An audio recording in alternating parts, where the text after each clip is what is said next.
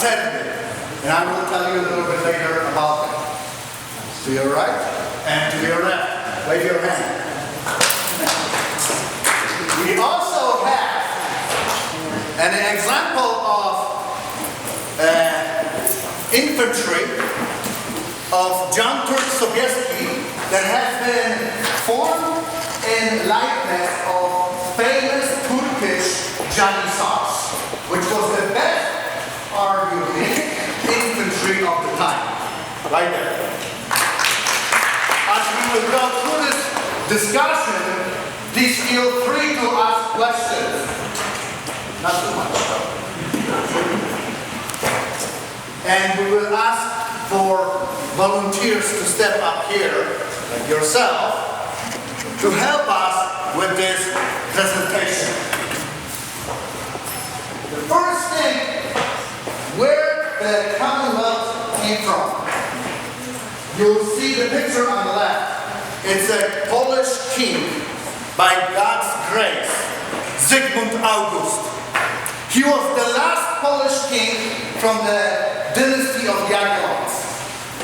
In year 1569, he formed a union between Crown of Poland and Grand Duchy of Lithuania, forming the first country in the world that had fairly democratic approach to electing their leaders, which we'll tell a little bit more.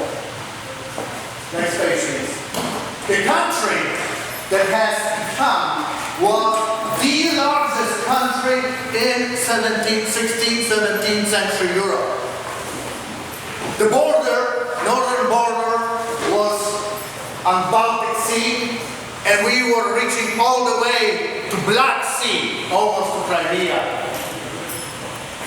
Commonwealth eastern border was only 150 kilometers away from Moscow. The country had enormous population of the time, 11.8 million people, which may seem today insignificant, but back then you would have to put together population of England and Germany to reach equal population. The population was formed largely by Polish nationals, 40% of them, 30% roughly of Ukrainians, Belarusians, white Russians represented 15%, and 10% were many different nations. Jews, Germans, English, Ormians, etc., etc. Political system. It was the first country in the world that was electing their own king. When the old king died, there was election process established, and they would choose next king. We had an upper and lower house where king had to ask for permission of nobles to wage a war, to increase taxes and everything else that today we seemingly think it's natural. But back then it was totally, absolutely free in Europe. One more thing.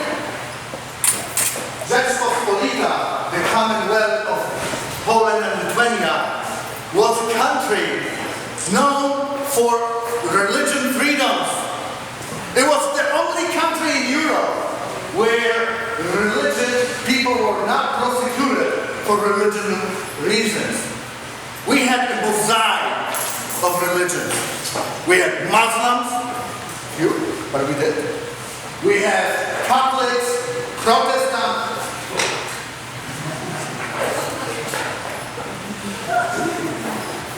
we had also a lot of Greek Orthodox. The economy predominantly was agriculture. The Commonwealth was known in that time as the breadbasket of the Europe. our ships floating down to West Europe were feeding nations of England, France, Spain, Netherlands, back then known as the lowlands. Why lowlands? Because they are low. Next page. Oh, come back. The gentlemen from the pictures above, those are the Polish kings that were ruling, first being elected, during the 17th century. From the left, you will see Zygmunt Vasa. He came from Sweden.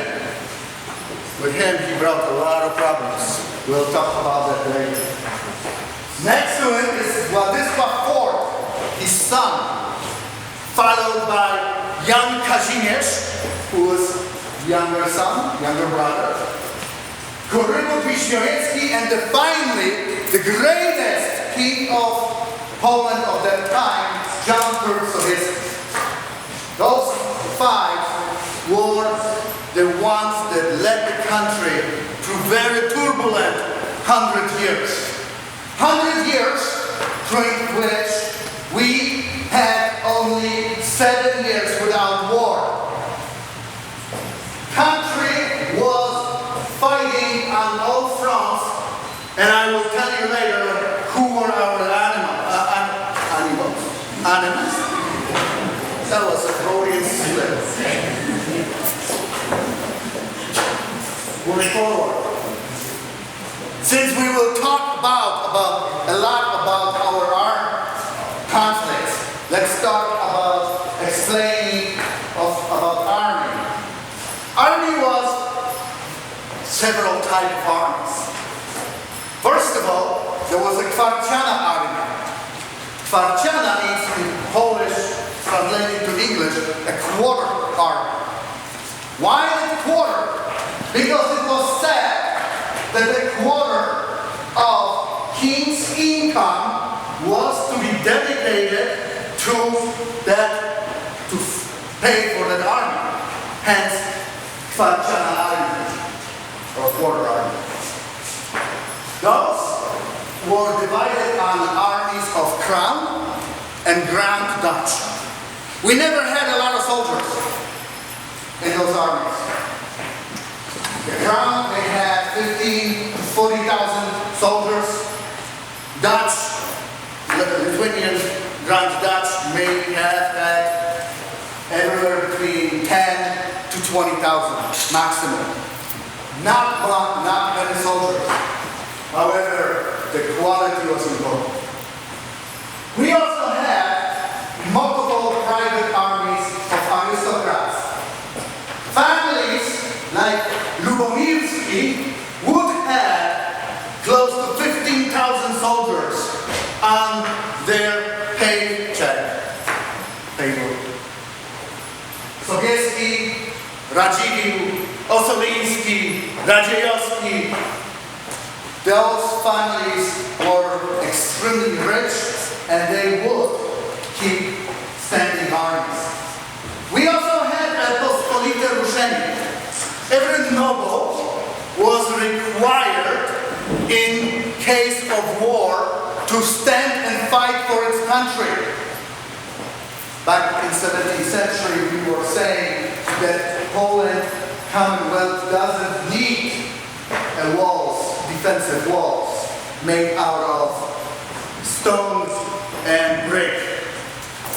Back then we were saying the Commonwealth walls were the chest of the noblemen. And the noblemen would stand up in pospolite ruszenie when the king required. I guess that they were maybe not the most disciplined bunch and maybe have problems standing up against the regular armies, but when the spirit was high, they could fight well. Within those armies, that gets a little more complicated, each of them had the national type of military and foreign type of military. national type of military. In cavalry would be Husaria, would be Pancerny, we would have Kazakhs. Infantry would be represented by Kazakhs and the Hajdus, and also by Piechota Wybrannicka. And of the foreign autoarmament, you would see cavalry by Reitachs, dragons, and of course the German infantry or Scottish infantry, like musketeers or piketeers. Move forward. Mentioned to you that the 17th century was one of the most difficult centuries in Polish-Lithuanian history. We had predominantly three enemies: Swedish, Moscow, Ottomans, Turks, Tatars, and Cossacks. The wars that I want to introduce you to, starting with Sweden. Well, I mentioned to you that Zygmunt Vasa was from Sweden. He was elected Polish king. However, when his uncle died, he decided that he also deserves the throne of Sweden. Well, that didn't sit well with the Swedish, who were Protestants, and Vasa was a Catholic. And they decided to oppose them. Therefore, Zygmunt attacked the Swedish properties in Franken, which was the northern Poland. Today Estonia. I call it Poland. Okay. And one of the wars started in 1600 and ended up in 1611. One of the most important battles took place in that period of time. In 1605,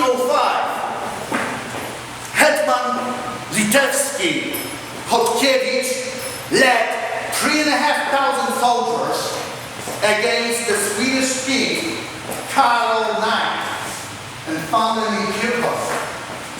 The battle took 20 minutes. Chodkiewicz deployed 800 hussars in the charge. They rode over Swedish infantry. Pancerny and Kazakhs went after, clean up. 9,000 Swedish died during the battle. 150 Poles. One of the biggest military successes. Until now, actually in West Point, they are teaching about that. After that battle, Swedish mercenaries were renewing their contracts only under one circumstance, that they will never have to fight against Hussars again.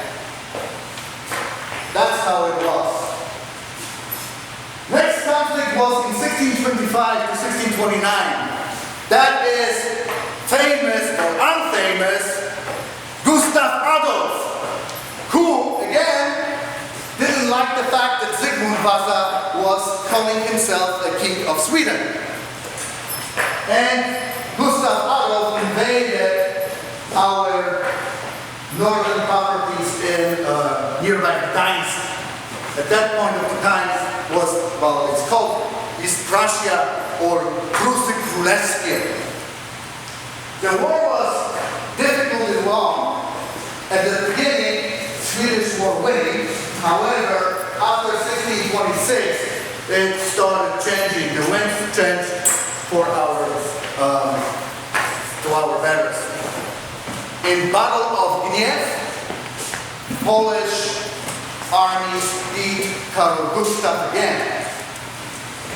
After that battle, Karol Gustav, who was the same Karol Gustav who walked up and down the West Europe, conquering Germany, Netherlands, and other little countries of that kind, he would say, if I would have Polish cavalry and Swedish infantry, I would conquer Istanbul tomorrow. That was coming out of the mouth of the king who fought against Poles. There was a very famous Battle of Oliva, which was the first battle fought by Polish Navy against Swedish. And again, Poles won. In the year 1655, son of Karol Gustav came to Poland, and it started one of the saddest moments in Polish history, which is known as a Doge. When Swedish came in, and a lot of aristocrats betrayed the Poland, betrayed John Casimir, who was king at the time, and switched to their side. The war waged and took almost entire Poland. Not until General Miller, leading 4,000 of his best infantry soldiers, decided to go to a city called Częstochowa. That's where we have our Black Madonna. Big mistake, Mr. Miller! Priest Kordecki, standing with 300 only of his soldiers, supported by Brother Paulins, defended Częstochowa for 2 months against all odds. And that was a spark to start rebellion against the Swedish. The entire country came up, walked up and fought. One of the guys that was very important there was General Czarniecki. On your left-hand side, that picture. Battle of Warsaw in 1656. By the way, it's 350 years today when the Doge was happening.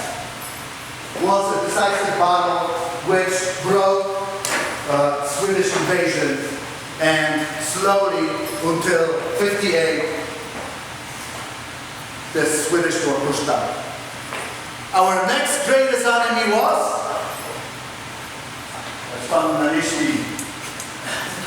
Moscow. Moscow and Russians, always the same. But I have to say, we started.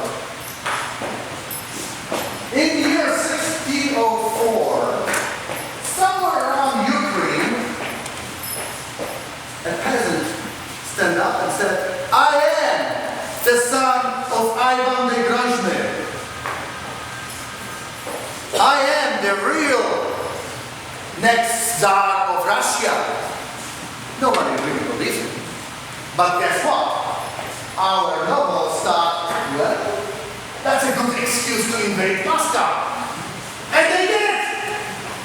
They took about 8,000 soldiers, won several engagements against the Muscovites, and took Moscow. They took Kremlin. They put Dmitry Samozvanets on the throne of Russian Tsar. Well, that didn't last very long. Our boys over there were not very welcome, and they were actually partying a lot, if you know what I mean. And of course, Russians rebelled against the Poles. The Poles were sent back home, and the Dmitry Samozvanets was killed, cut into the pieces, put into the barrel of cannon. The barrel of cannon was pointed at Poland, and they fired it up, sending Dmitry back where he came from. You got to give him that. Pretty easy. Next war was 1614 through 1618. Very important time. That's where actually Battle of Kushin happened. We were fighting against Muscovites around Smolensk, and the Shulsky, interesting name, the Shulsky was bringing 70,000 soldiers, Muscovites and Swedish soldiers, to help